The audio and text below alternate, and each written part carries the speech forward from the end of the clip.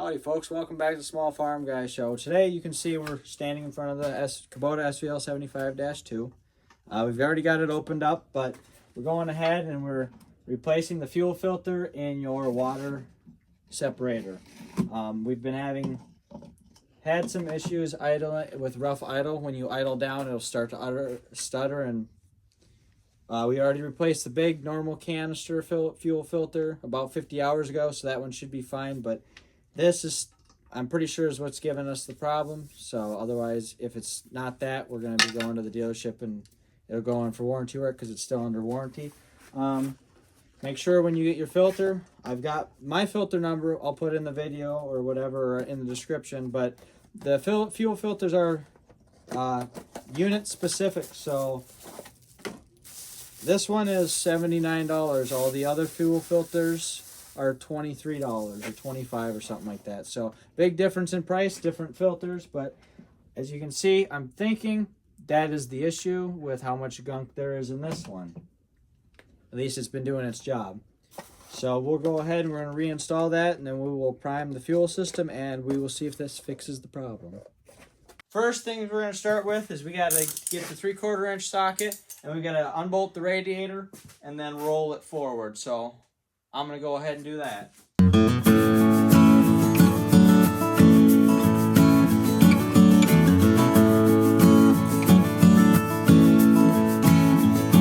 Alright, so we have to we got to roll this radiator forward.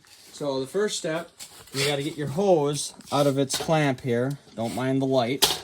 Be careful with this, and then this thing should roll forward. You got to slide this thing out. It's been a while since I've done this. Slide this thing out. Watch to make sure you're not catching on anything. Grab your little handles here. Roll this thing forward. And then she tilts right out of your way. Alright, you guys can probably see this. We already drained this out, but in order to drain this out, you're just going to pull up your drain hose here. I got a bucket and a funnel, and then you just unscrew this until diesel does start dumping out. Make sure you shut your fuel off first, otherwise you'll just keep draining from the tank, and that'll get very expensive at today's diesel prices. So just drain this out, run it into there, run it down, and then when you're all said and done, just shut it off. And then you can just push that out of your way so you can work. The other thing you have to do is there's your fuel sensor on here.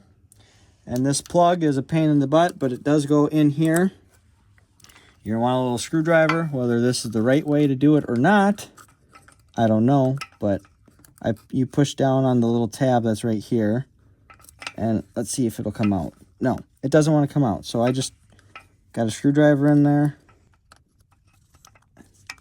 Gave myself some more room on the plug. Got to kind of fish it around.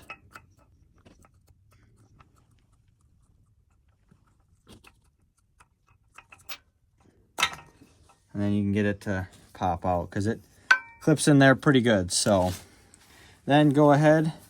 This thing it's tight on there, but you can get it by hand. It's just tight, but you can get it by hand if you have, I'm sure they make a wrench for it. I'm sure they charge you about $100 for that wrench. So by hand's gonna do. And if you have your girlfriend handy, it's a lot nicer because generally women have smaller hands. Get them in there to, once you break it loose, get them in there to take it off because it is kind of a tight space. And plus, it's a good time with your girlfriend as long as she's willing to do this. So when you're done, go ahead and you can pull your fuel bowl out. I did take some diesel, a little extra diesel, and swish it out because there was some gunk in the bottom. Then just go ahead, stick your hand up in there and just pull straight down on the filter. There's your old filter. Look at how nice and clean she is. Go ahead and put that off to the side. Grab your filter. Ridiculously expensive filter. There's the part number for my unit. Might not be the same for yours, so have your dealership look.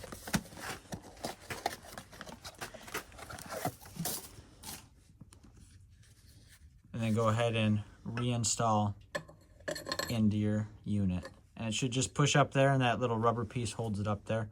And then you go ahead and just screw on your screw your water separator back in.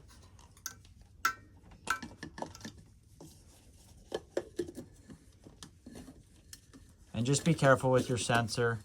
You don't want to break that, because I'm sure that's ridiculously expensive as well. Haven't looked it up, don't want to.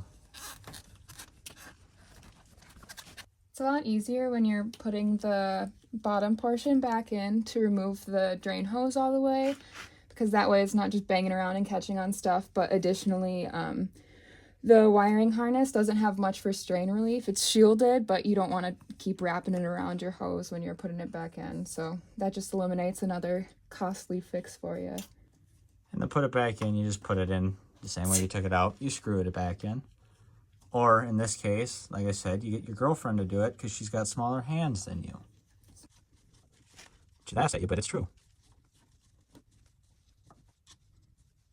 And then just make sure that's tight, so obviously you're not leaking fuel anywhere.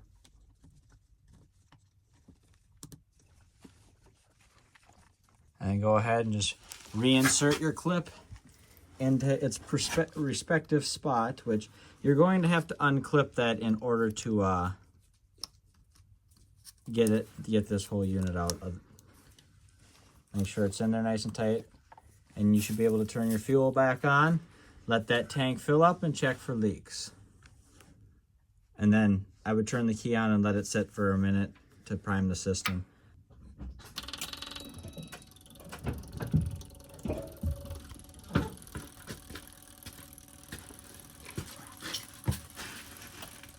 So I got the key on right now. You can hear it coming. It's starting to dump in, but it's got to go through that filter now. So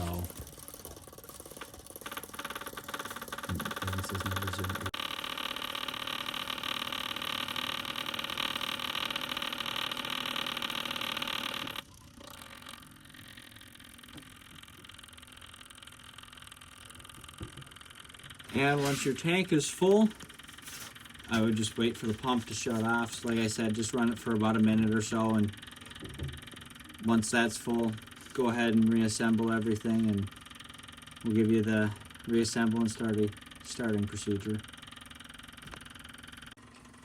So go ahead, push your radiator hose back into its spot, and then just roll your radiator back in. Just be careful not to crush anything or bend the fins. And then go ahead and re-bolt it in. Or in my case, have your girlfriend bolt it in.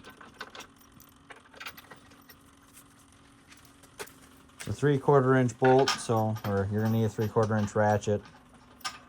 Or, sorry, 3/4 inch socket. Gee whiz.